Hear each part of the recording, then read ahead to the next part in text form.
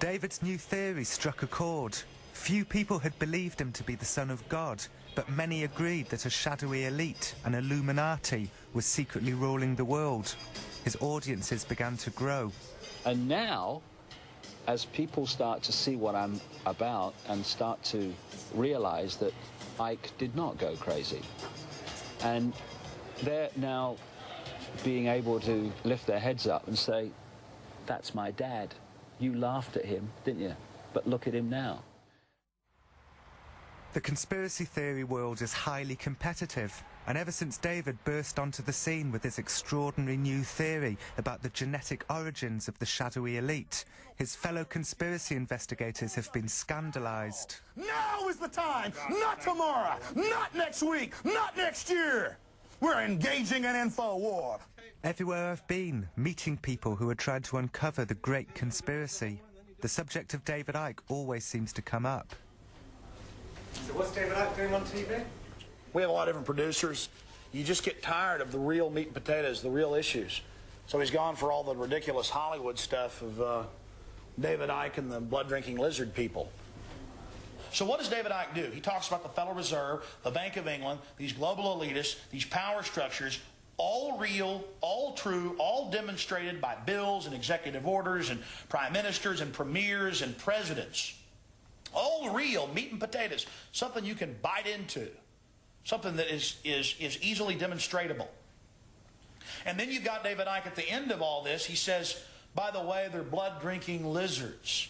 Who's going to have the guts to stand up on a stage and say that reptiles run the world? I mean, who's going to do it? No one's ever going to do it. We're never going to find out, are we? So, people were coming up to me and telling me how they had seen people, overwhelmingly in positions of power, though not always, turn in front of their eyes into a reptilian humanoid figure and then go back again. And of course you hear one and you think, ooh. And you hear two and you think, oh my God, back burner. You hear three, you hear four, you hear five, you hear six in different countries. Now these nodules on their head are something that come up again and again, and for some reason drinking human blood, particularly the blood of blonde-haired, blue-eyed people, seems to be very beneficial to holding mammal codes open. Blood, Al Gore needs blood to drink, so does Prince Philip. I mean, it's asinine. And it's being picked up by people, and so it discredits all of the reality that people are talking about. And that's the problem with David Icke. He's got a good line to a point, and then he discredits it all. It's like a turd in the punch bowl. That's his job. He's got this nice big thing, you know, this nice fruit punch, nice ice cubes floating around in it, you know, and then he takes a big dump right in the middle of it, and no one's going to drink out of that punch bowl. But is he in league with them to do that? I think he knows what he has to do in a controlled world to get away with what he's doing and be given attention. And he's either a smart opportunist con man, or he's completely insane, or he's working for them directly. But I tend to think he's just a con man who understands how things works and is just a real opportunist. It's 1 a.m. David has lectured for the last 6 hours, as he does most nights all over the world. During the past few nights, he's sold hundreds of copies of his lizard book, The Biggest Secret. I just wanted to say I felt very inspired by it. Right. Well, I do this all over the world, week after week after week. You know, I'm inspired by it. You know, we're moving so many books in the States now. Biggest Secret. Yeah. And the second edition is 20% better than the first. I mean, when things like this documentary go out, it's going to fly. Yeah. I'm as well known in South Africa now as I am in Britain. Yeah. Oh. God, I'm so knackered. I haven't seen you score a goal yet, JJ. Oh, no. Oh, here we go. Oh. Come on. Come on, Leicester against... See if you can score against... Leicester against Liverpool. Oh, I've got to do it with this. It's a bit more style, isn't it? David is not bothered by his fellow conspiracy theorists' antipathy towards him. Oh, he scored! He's a loner who doesn't need the approval of his peer group. What's this, going to be a market tomorrow, is it? See, exposing the world conspiracy and then selling fruit and veg. But now there's some real trouble brewing for David, something that might even destroy him. This is the New York headquarters of the Anti-Defamation League, the world's most powerful Jewish defense organization. The ADL's job is to identify and expose anti-Semites. Tell me what you know about David Icke. I know that he about yearly makes a tour of the United States. He is a New Age guru, and unfortunately his philosophy is tainted with anti-Semitism. The Anti-Defamation League believe, although they're not entirely certain, that when David Icke says 12-foot lizards secretly rule the world, he's using code, and what he really means is that Jews secretly rule the world.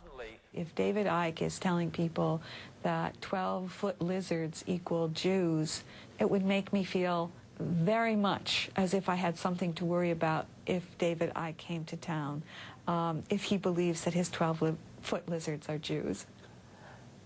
The question is, does he believe that? It's hard to know. That's a very good question. If he just believes that they're 12-foot lizards, there are probably reason to be concerned about his health. If he believes that they're 12-foot lizards who represent Jews, there's reason to be concerned for the health of the Jewish community. Knowing what I do about David's past, my guess is that when he says giant lizards secretly rule the world, he really does mean lizards. But I could be wrong.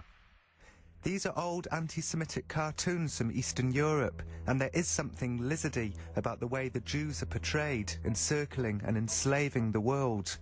Is this a coincidence? And there's something else. David has many fans on the extreme right.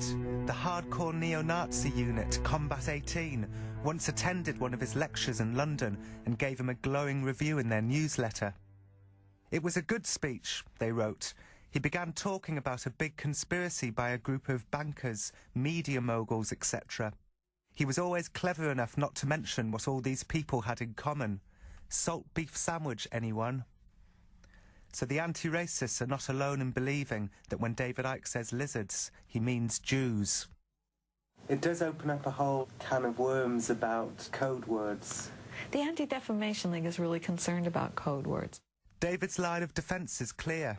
When he says lizards, he really is referring to lizards. There is a tribe of people interbreeding which do not relate to any Earth race.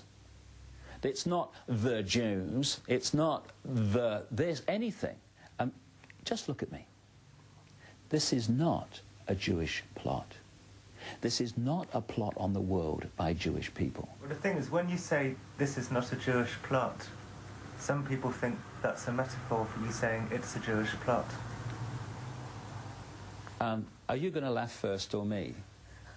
Who's disappearing up their arse, me or you?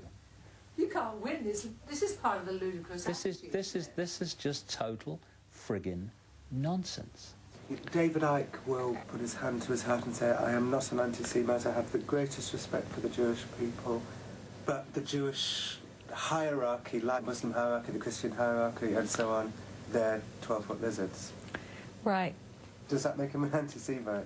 I think it does. I think it does. I mean, the fact is that that's a favorite way of dealing with anti-Semitism. I only dislike these Jews. I don't dislike all Jews. I just dislike these Jews. And somehow these Jews are the absolute epitome of what being Jewish means in the world. For all the anti-Icke discord that exists in the conspiracy theory world, there is some solidarity when it comes to feelings about the Anti-Defamation League. Any of us that are working to stop this New World Order, we're their enemies, and the best thing they can call us an anti-Semite, because then the whole world hates us. You say, anti-Semite, oh, that's the next thing towards Satan himself. I mean, that's like calling you Satan, you see. So that's the first thing they hit you with if you start talking against the New World Order, that you got to be an anti-Semite. When you say they, who do you mean? Anybody in what we call globalist. My own feeling is that the ADL is an Illuminati front. See, in all these different religions and all these different belief systems and all these different cultures and races, the Illuminati have to have organizations, otherwise they're not controlling the game. There are areas that are unpredictable, and there's one thing the Illuminati can't stand.